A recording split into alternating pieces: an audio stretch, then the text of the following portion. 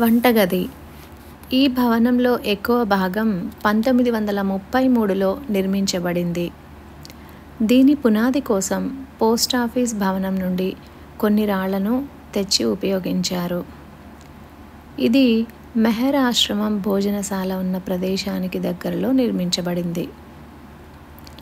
అతిపెద్ద గదిగా ఉన్న ఇది కొన్ని సంవత్సరాలు మహిళల ఆశ్రమం యొక్క ప్రధాన వంటగదిగా ఉపయోగించబడింది.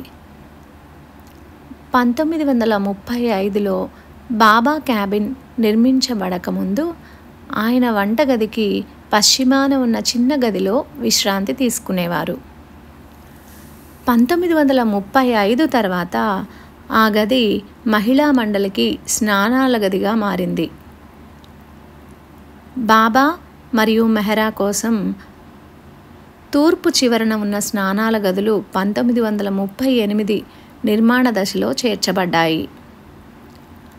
ఆ సమయం నుండి మెహరా తయారు చేసిన బాబా యొక్క భోజనం ప్రధాన వంటగదికి తూర్పున ఉన్న చిన్న గదిలో ఆయనకు వడ్డించబడేది.